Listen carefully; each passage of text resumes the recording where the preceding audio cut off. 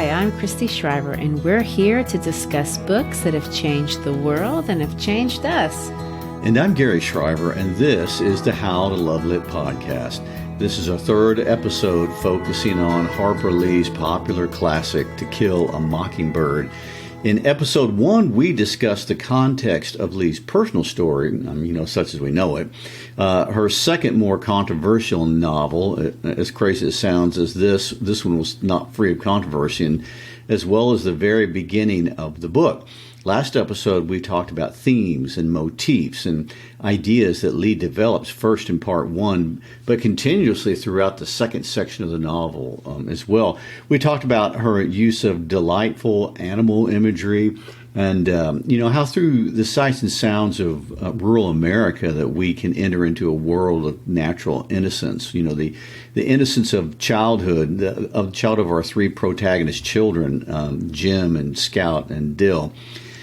We discussed the vantage point from which we are to view our story, that of a child, but also a female child.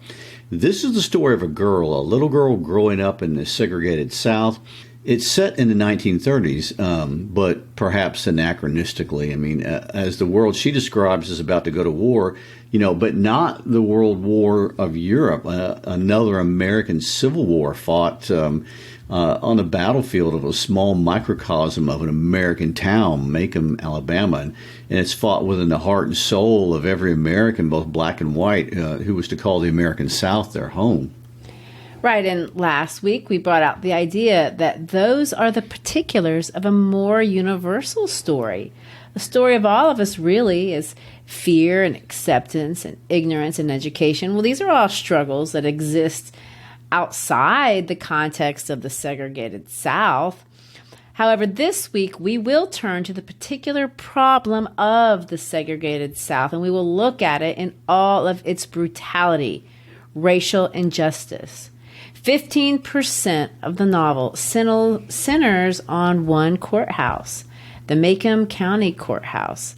The battle lines have been drawn by one particularly feral piece of human trash, to use Atticus's word, Robert E. Lee Ewell, named, of course, after that famous Confederate general.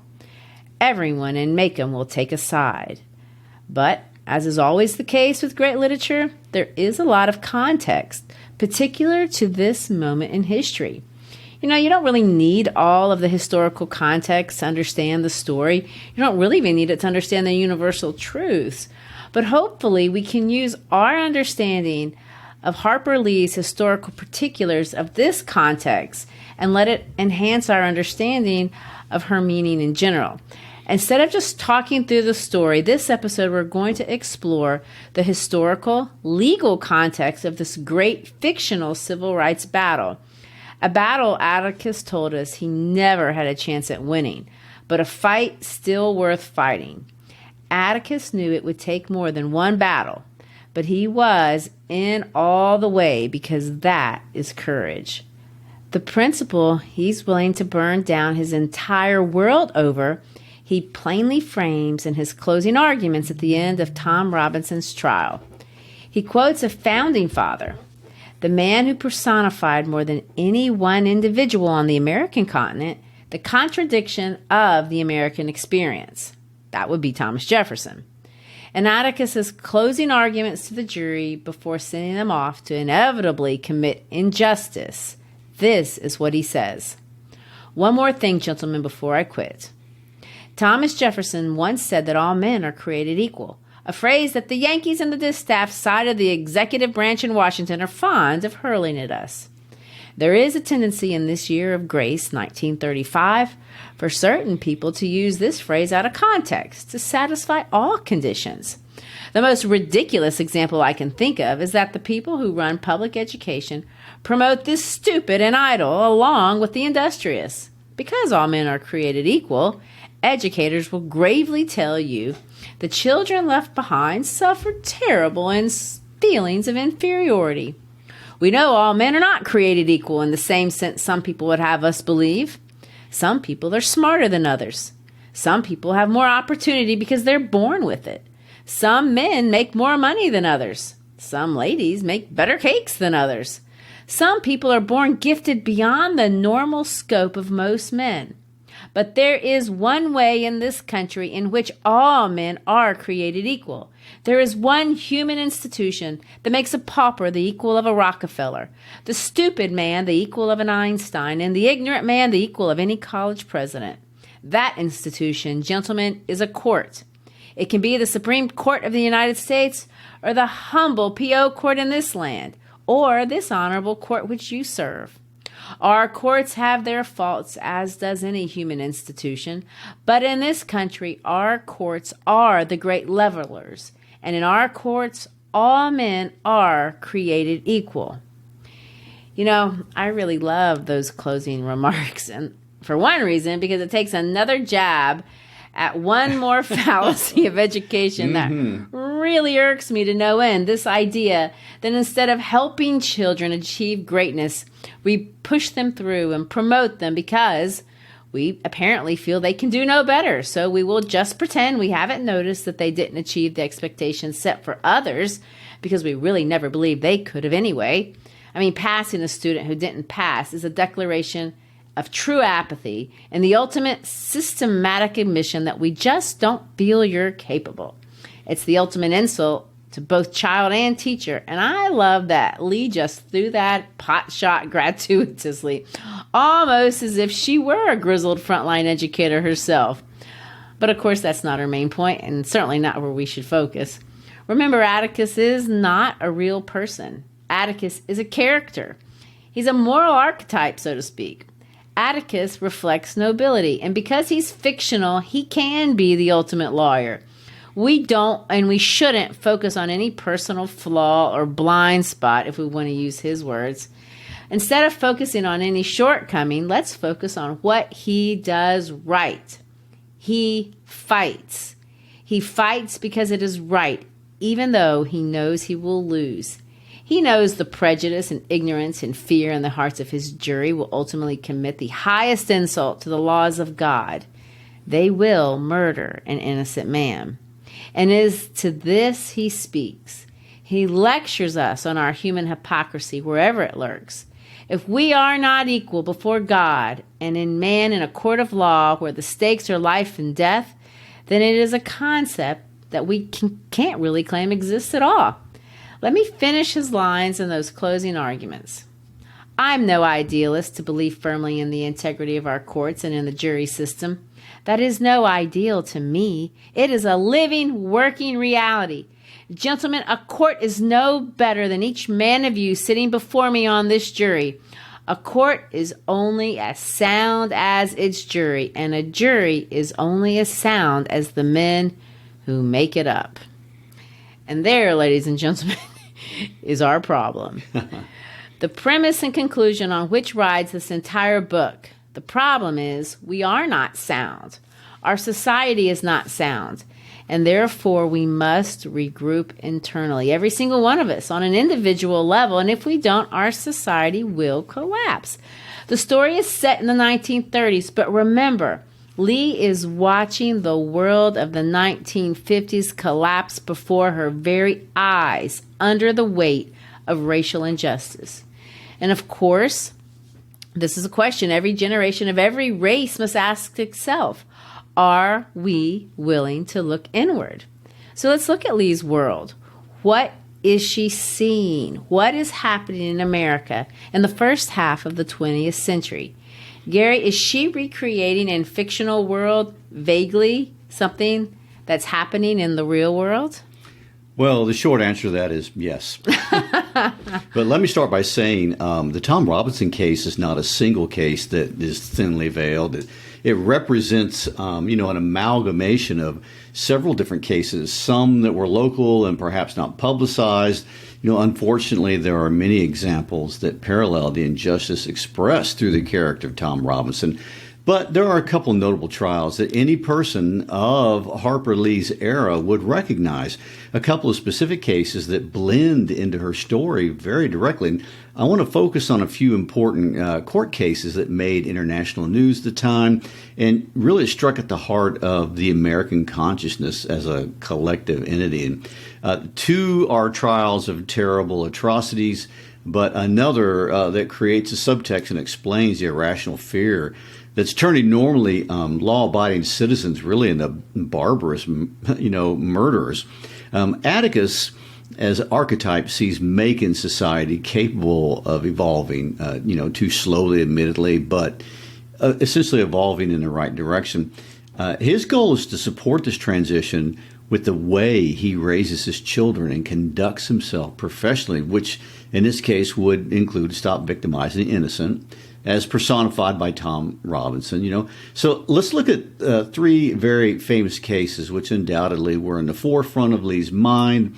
We'll start with the one that most closely connects with the time period of the setting in Lee's novel, and that's the infamous Scottsboro case in 1931, 2 years before Dill takes the first train from Meridian, Alabama, over to Macomb, Alabama. Well, I want to interrupt you and say, before we get too far in, if you're interested in the story of the Scottsboro trial, in 2010, they produced a Broadway musical about it, if you can believe that, and it's called The Scottsboro Boys. Thematically, that's a slightly darker story than your High School Musical. I know, right? But it did earn 12 Tony nominations, so there's an aside. But let's get back. So what is the Scottsboro trial? Tell us the story. Well, it was a rape trial. On March 25th, 1931, 9 young African-American teenagers between the ages of 13 and 19 were arrested in Paint Rock, Alabama, and they were charged with the forcible rape of 2 white women. The crime allegedly occurring on a moving train, and they were eventually tried in Scottsboro, Alabama. The first trial lasted only 12 days after the initial arrest. The boys were denied the right to counsel and due process, which is it's guaranteed for all Americans under the 4th and 5th Amendment. The boys, the youngest of which was 13 years old, by the way, they were all found guilty, but the youngest were sentenced to the death penalty. And their executions were set for July 10th, which is basically immediately in a total farce, really, as was the entire spectacle of the trial. And it was a spectacle. I mean, it was a mob spectacle. 10,000 people showed up for the trial. It took 100 National Guardsmen just to protect the defendants from the mob that threatened to lynch them. It was public. It was emotional. It had no resemblance to any form of justice, nor were there any claims of relying on facts in order to convict the boys. So what happened? Did they kill the boys? What actually happened on that train? What started the whole thing? What exactly happened, as far as I know, is slightly ambiguous, and it's definitely complicated. But back in the days of the Depression, and I know most of it was seen this in movies, but in those days, mostly men, but sometimes women, both white and African American, would jump on freight trains and catch rides across the country because they couldn't afford a real ticket. They called this hoboing. And kind of an interesting historical note aside, that during the Great Depression and the New Deal, they estimated as many as 250,000 teenagers were randomly riding the rails at any time. So, it's just a group of abandoned children. In this case, a group of white boys wearing an open-topped freight car designed to be filled with gravel when a group of 15 African Americans jumped in, and a fight broke out between the groups, which resulted in all but one of the white boys getting thrown off the train. Several of the boys who got thrown off reported the incident to the station master in Stevenson, which is the closest stop. And the problem here revolved around 2 white girls who were wearing overalls and hitching a ride to Huntsville, Alabama from Chattanooga, Tennessee. And inside that same car, they were in that same car where the fight broke out. Their story is really reminiscent of the stunt that Mayella Ewell pulls in our book. 9 African-American boys were arrested when they got to the next town, which, by the way, only 4 of them even knew each other before that day. Whatever happened to the rest of the African-American boys in that train car, nobody knows what happened. They were left completely out of it. But it was Victoria Price and Ruby Bates that caused the stir. Victoria, according to later testimony, and I'll use the exact words of character witnesses from court transcripts about the girls. Here are a few quotes. They were notorious prostitutes, and one of them was arrested in a disorderly house in flagrante delicto with a colored man. Another witness claimed that one of them had asked to meet and have intercourse with 3 men on one afternoon. One of them was, and I quote, drunk and in a fight with another woman, and she had her clothes up around her body and exposed her private parts in a drunken, disgraceful spectacle in the presence of a number of colored people. So you get the idea that Victoria and Ruby may not have been the most reputable girls in Alabama, which for us today doesn't sound like it should even be relevant after all. Their reputation in no way discounts whether they were or were not raped. That's not why we bring it up. The problem was that these sort of things are not legal in the state of Alabama in the 1930s. They were in legal trouble of their own. When the doctor inspected the girls, there were signs of them having had intercourse, but no signs of violence of any kind. The women faced charges of vagrancy and illegal sexual activity. So, by accusing the Scottsboro defendants of rape, they are no longer criminals, but they are the victims. And that's what I mean by saying the truth is complicated. This trial was never about truth finding. The incident quickly turned into a real mockery of the legal system, and the astonishingly blunt falseness of the stories that started to come out were shocking even for that era. The fact that without trial or representation, 9 children were being legally murdered garnered national attention and international attention. Fortunately, this attention resulted in a stay of execution. There was a real investigation, and ultimately, after decades of wrongful incarceration for the boys and some more retrials, a sort of a version of justice finally emerged. But everyone in the world knew the true crime was not what had happened on that train, but what the 12 white men of the jury in Scottsboro had done. It was a blatant legal attempt at murder. Ruby Bates, one of the girls, actually testified for the defense in later trials, totally recanting her original story. She even toured the country raising support and funds for the defendants. And it took 40 years, but eventually the state of Alabama, ironically through the person of the infamous segregationist George Wallace, they acknowledged the innocence of Clarence Norris, one of the remaining living defendants, and pardoned him in 1976 on the grounds of their being innocent. And the Scottsboro case was the first time in the history of Alabama that the state ever conferred a pardon on the basis of innocence. Usually a pardon means forgiveness, but in this case, the state of Alabama admitted innocence for the 9 African Americans. This process of retrial and appeal was going on right around the corner from where Harper Lee was writing her book. This was her world, her life. It was going on. And it wasn't until 2013 that the Alabama Board of Pardons and Paroles voted unanimously to pardon all of them. But unfortunately, they were already dead by then.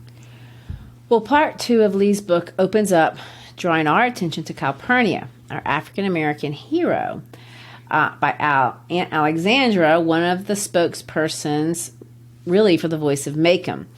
Aunt Alexandra is the status quo of the ambitious, racist, passive-aggressive white women that we keep reading about in this book. Calpurnia is like Atticus. Although she lives in this world, she is not of this world. And we'll talk next week or next episode about how she herself, in order to survive, must become a mockingbird. But here, the first few chapters set up the race issue and demonstrate the unequal hierarchies inherent in the relationship between the Finch children and the woman who loves and raises them. Inequalities they are not even aware exist. In the words of Scout, Calpurnia led a modest double life, never dawned on me. The idea that she had a separate existence outside of our household was a novel one. Of course, not understanding that the world doesn't revolve around you, is an affliction every child has, and usually life beats that out of you. But Scout, and this is what Lee's pointing out, has a racial blind spot of her own, if we want to use Atticus's wildly understated euphemism. And we're to see that it affects even how she understands Calpurnia, the woman in her life who raises her. So in these early chapters of part 2, Calpurnia takes the children to church. Aunt Alexandra moves in. Dill runs away from his home in Mississippi and shows up in the middle of the night at the Finches. But not very far into the section, our attention is drawn to the racial tensions of this community in chapter 15. A crowd has gathered and is ready to lynch Tom Robinson, and this is before the trial of the alleged rape of Mayella Ewell, daughter of Robert E. Lee Ewell, even starts. Of course, Atticus has blind spots, as we discussed last episode, but in chapter 16, to the rage of his son, who understands how dangerous things can get, Atticus labels what almost happened that night at the county jail when Mr. Cunningham threatens to kill him and his children. He labels it a blind spot. So let's talk about these so-called blind spots, because it is an interesting choice of words that Mrs. Lee makes, and she's using it to reference people's prejudices. They certainly were blind spots in Scottsboro, and what I want to point out is in the case of the Scottsboro trial and in the Robinson trial, and later we're going to see in the Emmett Till trial, these blind spots result in crowds and mob violence. Lee opens up her introduction to Tom Robinson by introducing us to a crowd. The same year, Lee publishes her book. A Bulgarian-born man by the name of Elias Canetti publishes his seminal work, Crowds and Power. That work contextualizes what happened in Scottsboro and what happens in Macomb. Canetti, went on to win the Nobel Prize for his work, but interestingly enough, in his book, he talks about the very things that Lee tries to illustrate or does illustrate in chapter 15 of what happens on the eve of Tom Robinson's trial. Well, the first point to make is fairly obvious. Canetti claims the destructiveness of the crowd is often its most conspicuous quality, which we certainly see in a lot of places, including the racial mobs of the South. But it's interesting in Lee's case, there's another contributing factor to the racial injustice of Macomb that Canetti highlights, and it can be seen in this almost lethally destructive crowd in chapter 15. We as humans like to think of ourselves as individuals, which of course we are, and we're defined that way.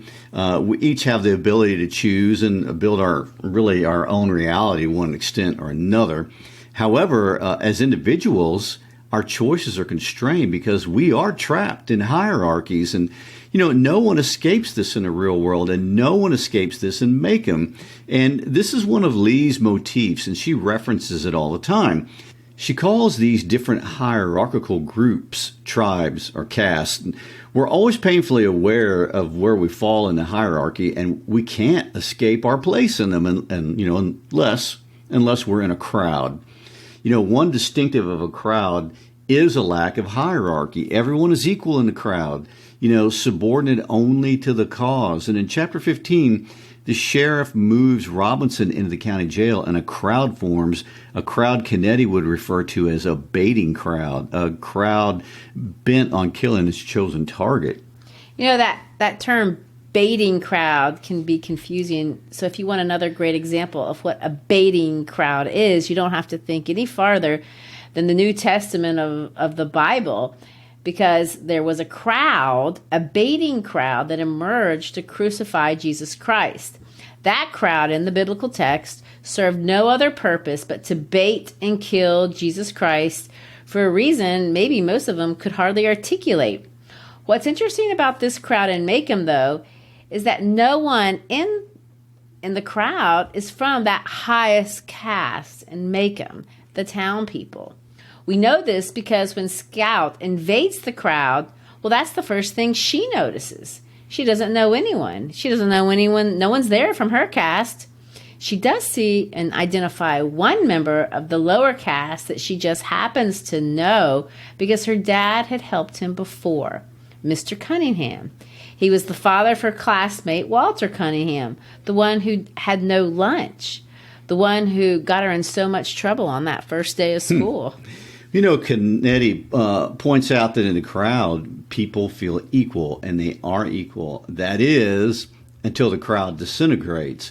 And when Scout calls him out by name, for him, that crowd disintegrated immediately. He was no longer anonymous. And, of course, crowds will always disintegrate. The illusion of equality will fade away, and individuality emerges again, and you're left with the consequences. And In the case of our crowd, Scouts calling Walter Cunningham by his name breaks the illusion of equality.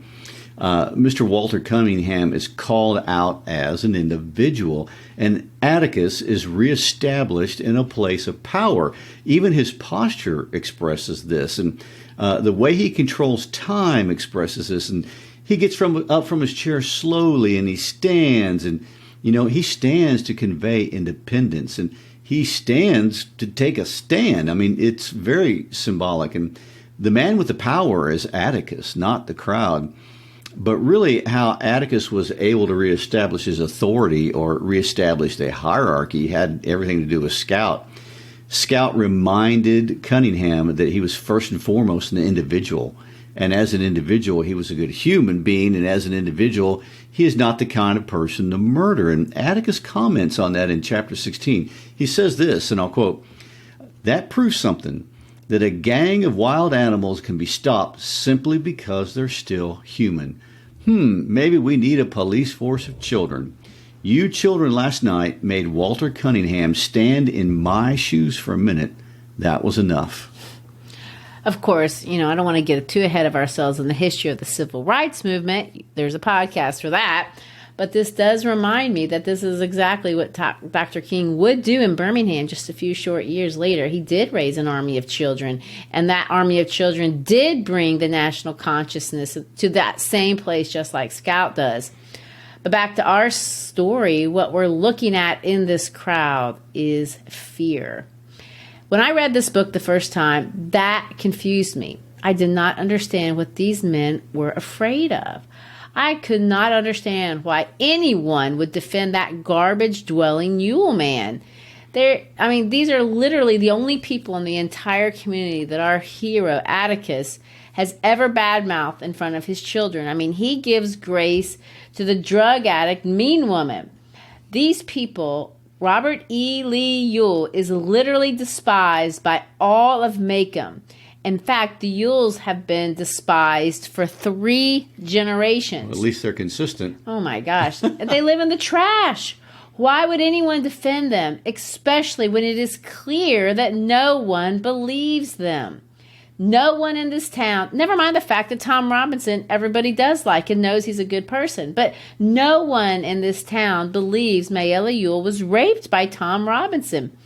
Why, first of all, would they even passively allow this to happen? But what's worse, why in the tarnations would there be a crowd bent on his defense? There has to be something deeper going on. Aaron Sorkin, when he made the play recently that came through Memphis, and it was really wonderful, he tried to show this and make this evident. But it's difficult to understand. So Gary, talk to us very explicitly about the historical forces at work that would create this reality. Why would a mob of 10,000 show up to support 2 unknown women that they considered to be basically worthless prostitutes in Scottsboro for a rape that they knew didn't happen?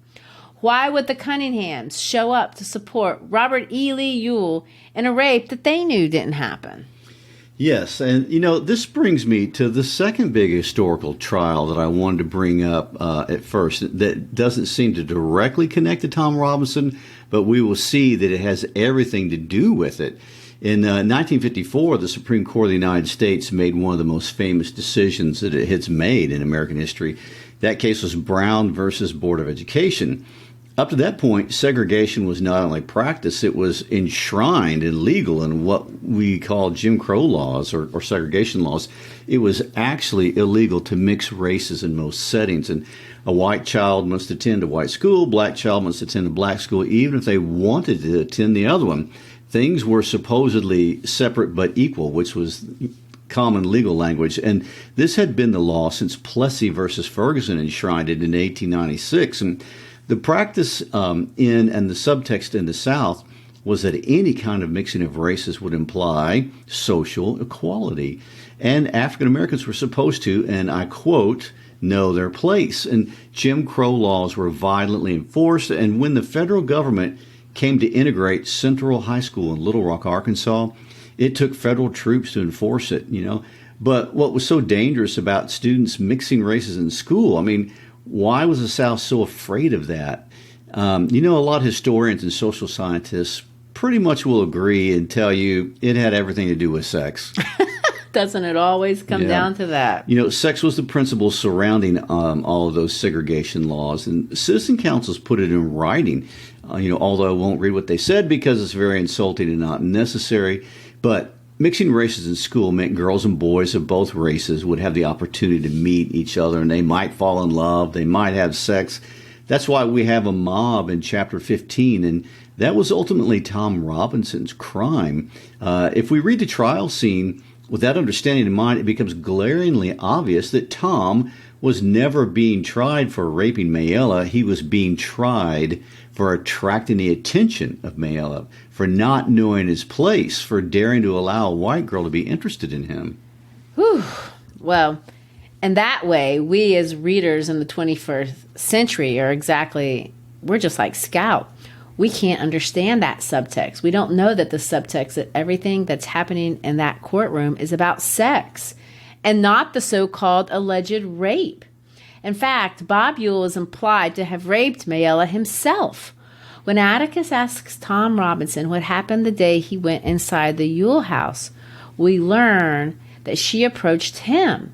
She kissed him, and she said she'd never kissed anyone before. And let me quote what she said here. What her papa do to her don't count. Woof! That's sick, and it's revealing. And what's even more horrifyingly sad about all that, and something that Atticus points out from almost the very beginning of the trial, is that neither Bob Ewell nor the sheriff seemed to have cared about Mayella at all. Sheriff Tate, upon hearing that a woman had been raped, did not even call a doctor. Her personhood was of no consequence. Her value as an individual human was of no value. Bob Ewell beat her to a pulp after having previously raped her himself, probably on a regular basis. But that's of no consequence. And this is where Lee's female perspective is really important. This is where we walk in Mayella's shoes, and perhaps in the shoes of those girls who claim to have been raped in Scottsboro. Now, don't get me wrong, I don't want to justify what Mayella did, and I'm certainly not justifying accusing anyone of rape. I'm not. But it is interesting that Lee spends quite some time detailing the horrible existence of Mayella Ewell. As Scout watches Mayella react in histrionics when when Atticus calls her ma'am, Scout forms this question: what on earth was her life like? And of course, chapters 18 through 20, we get to know what her life was like. She was a slave. She was mostly unfed. She was cold. She had little to no education. She had no mother. No one loved her. She had no friends. Although we don't find ourselves pitying her by the end because of her part in the killing of Tom Robinson, we must understand how she got there. And that's the same for Victoria Price and Ruby Bates in the Scottsboro case. These women were mill girls from Huntsville, Alabama. Gary, tell us, what is that reality about? Well, I'm not sure about them personally, but I can tell you that there were 4 mills in that area, and none of them would provide a livable wage. The hours were long, the working conditions were bad, and only the lowest people in the world would work there. So to be a mill girl would be the lowest you could be. To be a woman in these conditions was worse than to be a man. And in the case of Price and Bates, neither of them had a father, which means they were left on their own to find a place to live. And in mill towns, many women had almost no option at all except prostitution. And these 2 girls came from pretty much the most economically oppressed environment possible. And again, just like Mayella, it's not that we can look at them and condone or accept what they did to those 9 men. We certainly cannot. But we can, if we walk in their shoes, to use Lee's term, understand how they got there. I mean, all of it's tragic. Everything about it is tragic. Well, and in the trial in Macomb, the Ewells have their say. The sheriff has his say. Tom Robinson has his say. Which brings us to the most galvanizing and horrific event of the early civil rights movement. the trial of Roy Bryant and J.W. Milam in September of 1955 over the brutal murder of Emmett Till. This trial would have been fresh on the mind of Harper Lee as she penned her trial of Tom Robinson. Emmett Till's crime was that he made a sound at a white woman that was described as a wolf whistle. And, this was taken to be a flirtatious suggestion and a social taboo in a town of Money, Mississippi, which is just 260 miles from Harper Lee's home. This is her neighborhood. Milam, the murderer, is quoted as saying, "When a black man," we won't use his words, "gets close to mentioning sex with a white woman, he's tired of living." Till's whistle resulted in his being brutally murdered and his body thrown in the Tallahatchie River. And the injustice of Emmett Till's murder was the first great media event of the civil rights movement. The fact that the murderers, who didn't even deny doing it, they were released in 67 minutes. I mean, that was immediate, and it was a monumental legal benchmark. It literally made newspaper headlines in every major newspaper around the world, and it made a mockery of the American legal system. When Rosa Parks, on December 1st, 1955, just 2 months later, refused to give up her seat on that bus in Montgomery, she was thinking of Till. She later wrote, "The news of Emmett's death caused me to participate in the cry for justice and equal rights." I mean, there are so many parallels between what happened in the Till case and how Lee constructs the Robinson case. So much so that it's worth thinking about Emmett Till when we read the trial scene in Lee's book. First of all, the timing is the same. The Till murder happened in September, and Robinson's death occurred, and let me quote Lee here, when August was on the brink of September. The lead prosecutor in the Till murder was an Atticus-style hero by the name of Gerald Chatham. He famously prosecuted the murderers and described for the world, their heinous acts. And he says this: "They murdered that boy, and to hide their dastardly act, they tied barbed wire to his neck and to a heavy gin fan and dumped him into the river for the turtles and the fish." The crime of both Robinson and Till was the same, transgressing that strict and inviolable social class rule of tempting a white woman. I told you how the vulgar Milam described it, but, let's read how Atticus describes the same social system. This again is from Atticus's closing statement. "What was the evidence of her offense? Tom Robinson is a human being. She must put Tom Robinson away from her. Tom Robinson was her daily reminder of what she did. What did she do? She tempted a Negro. She was white, and she tempted a Negro.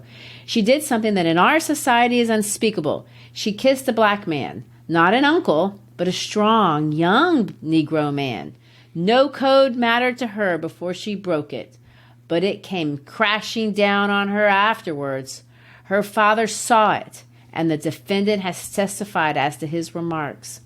What did her father do? We don't know, but there is circumstantial evidence to indicate that Mayella Ewell was beaten savagely by someone who led almost exclusively with the left. Notice here the symbolic references to the right versus the left. That's something that we see throughout the book. I think we mentioned that in some other episode. Yeah, we have. There are two other parallels worth noting in both cases. The Emmett Till murder and now this case of Tom Robinson. The jury consists of rural Southern white men. In both cases, the overwhelming contradictory evidence leaves no ambiguity as to the reality of the situation. In both cases, and we don't have time to get into all that happened in Mississippi, but in both cases, the community of fair-minded middle-class white people, against their own humanity and even their initial leanings, they end up supporting a pair of otherwise despised poor whites.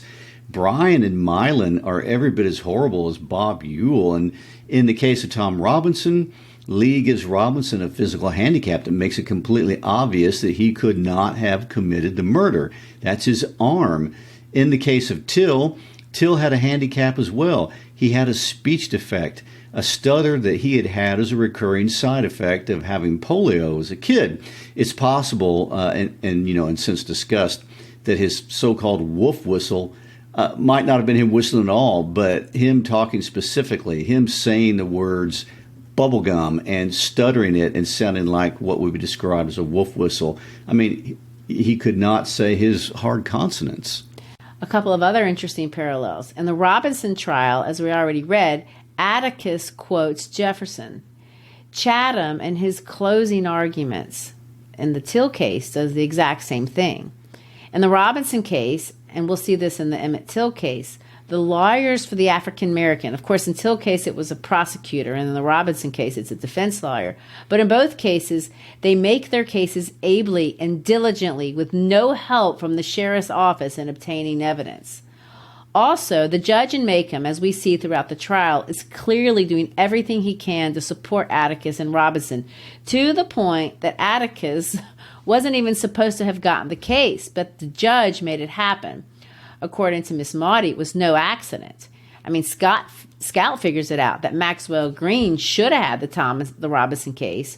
There's lots of descriptions that happened during the trial to let us know that. Judge Taylor looked at Bob Ewell, let me quote, as if he were a three-legged chicken on a square egg. In the Till case, Curtis Swango, the judge, also did the same sort of things. It's been said that he, and I'm going to quote this, bent over backwards and won the respect of all, including the black congressman Charles Diggs, who attended the proceedings. After the trial was over, Northern papers praised both Swango and Cheatham for their, and I quote, devotion throughout this occasion to justice. Judge Swango was reelected, by the way, the next year after the Till trial, very much like Atticus was reelected to the state legislature after the Robinson trial. If we look at what happened after the closing arguments in both the Till trial and the Robinson trial, we'll see, though, one thing that is different and is worth noting. In the Till trial, the jury goes out and Sheriff-elect Dogan tells them to wait a while before coming out to make it look good. The jurors went out and they drank a Coke, and 68 minutes later they came back with a non-guilty verdict. And this is a distinction that Lee wants to make, because in the Robinson trial, Lee does something different. According to Scout, it had a dreamlike quality. Scout says she saw the jury return, moving like underwater swimmers. We don't know exactly how long they deliberated, but it was certainly longer than the 68 minutes of the Till trial. It could have been up to 6 hours. Jim, they're out so long, Jim is convinced that they're going to come back with a non-guilty verdict. And when they don't, he cries tears of anger. Atticus turns after they read the verdict, guilty, guilty, guilty, and he walks out. But when he does, the entire African American community that had been watching the trial stand up for him. But what's most important, and the parallel that I want to point out with the Till case, is that because of the actions of the lawyer, standing in the face of the mob, being courageous, even though you know you're going to lose, the minds of the community changed. We see it in the book, first in the character of Anne Alexandra, but the entire community rejects the Ewells to the point that Bob Ewell sets out to murder Scout and Jim in revenge. Bob Ewell acquired and lost the job in a matter of days, a fact, according to the adult Scout who's narrating at this point, is unique in the annals of the 1930s. Atticus later explains to Anne Alexandra that Bob Ewell knows in his heart, and this is a quote, that few people in Macomb really believed his and Mayella's yarns. He thought he'd be a hero, but all he got for his pain was, okay, we'll convict this man, but get back to your dump. I destroyed his last shred of credibility in that trial. Link Diaz, the neighbor, goes on to employ and defend Helen Robinson against Ewell's harassments. Link Diaz humiliates Ewell for doing what he had done to Helen to begin with. And of course, Mr. Tate, the sheriff's defense of Boo Radley to Atticus, comes across in some sense that he himself is trying to pay penance for the injustice that he committed for his part in the Robinson death. He says this, I'm not a very good man, sir, but I am sheriff of Macomb County. Lived in this town all my life, and I'm going on 43 years old. Know everything that's happened here since before I was born. There's a black boy dead for no reason, and the man responsible for it's dead. Let the dead bury the dead this time, Mr. Finch. Let the dead bury the dead. The town conscious of Macomb, Alabama, is turning. Of course, the interesting real historical parallel is that Bryant and Milam in the Till case were also rejected by both black and white elements in their community as well. After the trial, the stores their families owned were boycotted. All had to be closed or sold within 15 months. Milam tried to rent land to farm, but he couldn't. Bryant could not find work. Both were not accepted anywhere in the Mississippi Delta, and they had to move out. Bryant moved his family to Texas. They were totally shunned, both in their communities, but also nationally. Till's mother, Mrs. Mamie Bradley, after the trial, had requested that Emmett Till's body be sent back to Chicago, and she received it in the Illinois Central Terminal, which was the same terminal he'd left from 2 weeks previous to go on his vacation in Mississippi. There's a very famous picture that was taken when his body arrived back home. Mrs. Bradley is said to have collapsed and cried, "Lord, take my soul." And there's horror and pain in her face that was captured in the photo. What's interesting is that when you read the part in the book where Lee describes Helen Robinson receiving the news that Tom was being shot, Dill describes Helen as collapsing as well. And Scout, she just fell down in the dirt like a giant with a big foot just came along and stepped on her like you'd step on an ant. I mean, this isn't a parallel I noticed. It is one that's really been documented by historians. Interesting. You know, the final parallel, and the one I think everyone has noticed, the press. The local press in Macomb exonerates Tom Robinson. According to Scout, let me quote, "Mr. B.B. Underwood was at his most bitter, and he couldn't have cared less who canceled advertising and subscriptions. But Macomb didn't play that way. Mr. Underwood could holler till he sweated and write whatever he wanted to. He'd still get his advertising and subscriptions. If he wanted to make a fool of himself in his paper, that was his business. Mr. Underwood didn't talk about miscarriages of justice. He was writing so children could understand. Mr. Underwood simply figured it was a sin to kill cripples, be they standing, sitting, or escaping. He likened Tom's death to the senseless slaughter of songbirds by hunters and children, and Macomb thought he was trying to write an editorial poetical enough to be reprinted in the Montgomery Advertiser. How could this be, I wondered, as I read Mr. Underwood's editorial. Senseless killing? Tom had been given due process of law to the day of his death. He had been tried openly and convicted by 12 good men, and true, my father had fought for him all the way. Then Mr. Underwood's meaning became clear. Atticus had used every tool available to free men to save Tom Robinson, but in the secret courts of men's hearts, Atticus had no case. Tom was a dead man the minute Mayella Ewell opened her mouth and screamed.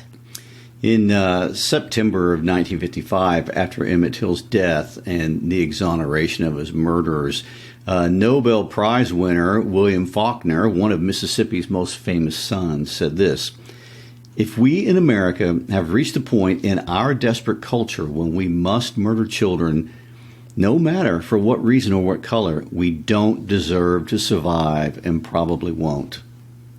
You know, we started out talking about childlike innocence. It's one of the thematic motifs that threads the entire book. The voice of the entire novel is the voice of child innocence. Before the book even begins, it's introduced by a quote by Charles Lamb. "Lawyers, I suppose, were children once." There's an important identification with truth, innocence, courage, and change. What are we to make of all this if not to hear Lee's exoneration for us to return to that place of childlike innocence? And next week, we will wrap up our discussion on how Lee wraps up her book. I know there's a lot more to say. We could never explore it all. But at the end of the trial, we, like Jim, are led to feel low. Jim struggles with hopelessness, but Lee will not leave us in a place of hopelessness. No, she won't, and thank goodness for that. I mean, this is a book of acceptance for all of us, and thank goodness for that. Next episode, that's where we will go. We hope you'll come back and finish out the series. As always, thank you for listening. We hope you enjoyed our discussion. And if you did, please honor us by liking us, subscribing to us, and commenting on our podcast platforms. It helps the internet gods recognize and find us. And as always, Please text an episode to a friend, spread the word about our existence, visit us on social media, check us out at How to Love Lit Podcast, visit our website, and you can even email us at Christy@howtolovelitpodcast.com. Peace out.